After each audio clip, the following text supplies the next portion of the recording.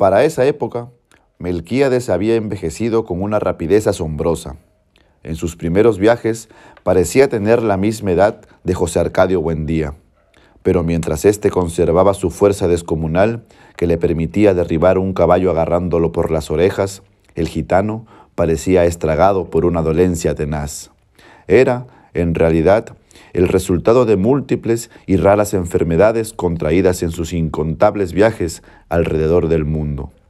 Según él mismo le contó a José Arcadio Buendía, mientras lo ayudaba a montar el laboratorio, la muerte lo seguía a todas partes, husmeándole los pantalones, pero sin decidirse a darle el zarpazo final.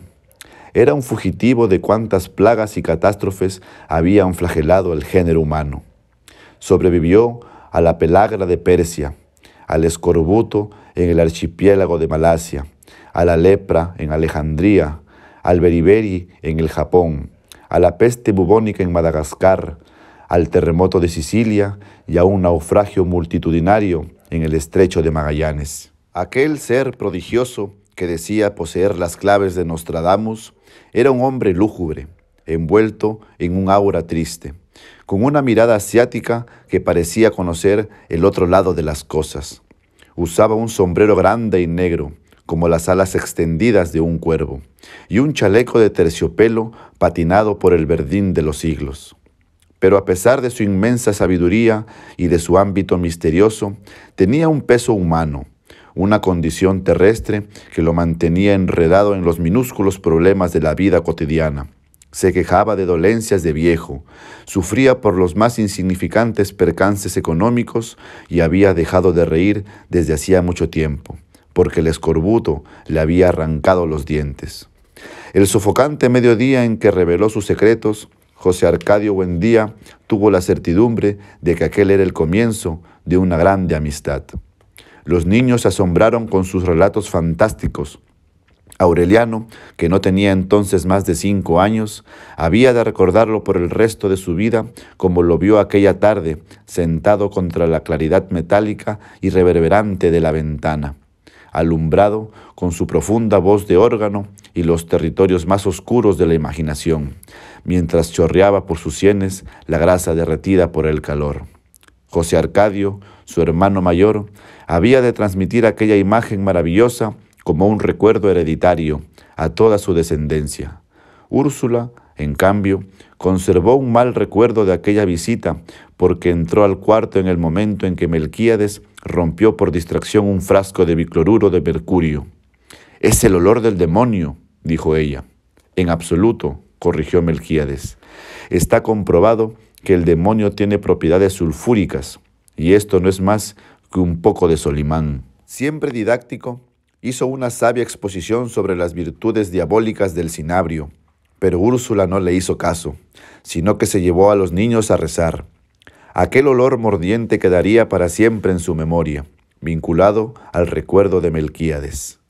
El rudimentario laboratorio, sin contar una profusión de cazuelas, embudos, retortas y coladores, estaba compuesto por un atanor primitivo, una probeta de cristal de cuello largo y angosto, imitación del huevo filosófico, y un destilador construido por los propios gitanos según las descripciones modernas del alambique de 3 brazos de María la Judía. Además de estas cosas, Melquíades dejó muestras de los 7 metales correspondientes a los 7 planetas, las fórmulas de Moisés y Zósimo para el doblado del oro, y una serie de apuntes y dibujos sobre los procesos del gran magisterio, que permitían a quien supiera interpretarlos intentar la fabricación de la piedra filosofal.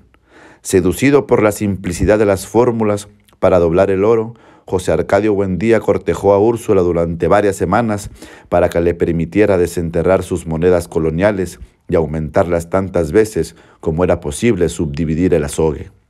Úrsula cedió, como ocurría siempre, ante la inquebrantable obstinación de su marido.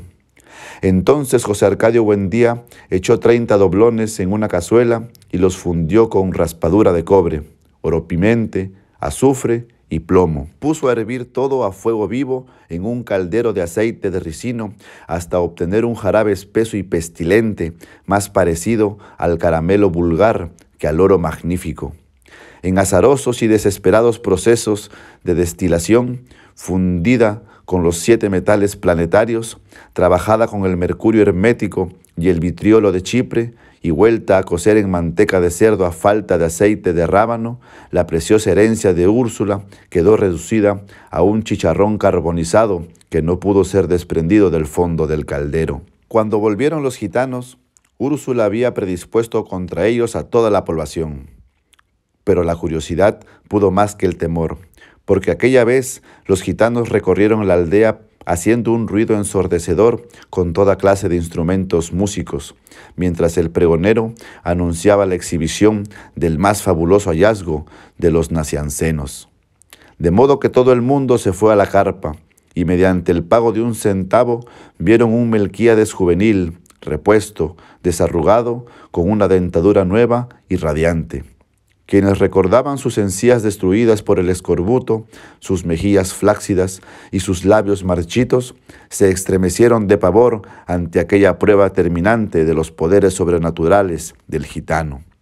El pavor se convirtió en pánico cuando Melquíades se sacó los dientes, intactos, engastados en las encías, y se los mostró al público por un instante fugaz en que volvió a ser el mismo hombre decrépito de los años anteriores, y se los puso otra vez y sonrió de nuevo con un dominio pleno de su juventud restaurada. Hasta el propio José Arcadio Buendía consideró que los conocimientos de Melquíades habían llegado a extremos intolerables, pero experimentó un saludable alborozo cuando el gitano le explicó a solas el mecanismo de su dentadura postiza. Aquello le pareció a la vez tan sencillo y prodigioso que de la noche a la mañana perdió todo interés en las investigaciones de alquimia. Sufrió una nueva crisis de mal humor, no volvió a comer en forma regular y se pasaba el día dando vueltas por la casa. En el mundo están ocurriendo cosas increíbles, le decía a Úrsula. Ahí mismo, al otro lado del río, hay toda clase de aparatos mágicos, mientras nosotros seguimos viviendo como los burros.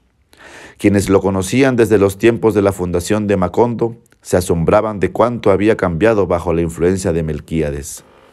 Al principio, José Arcadio Buendía era una especie de patriarca juvenil que daba instrucciones para la siembra y consejos para la crianza de niños y animales, y colaboraba con todos, aún en el trabajo físico, para la buena marcha de la comunidad.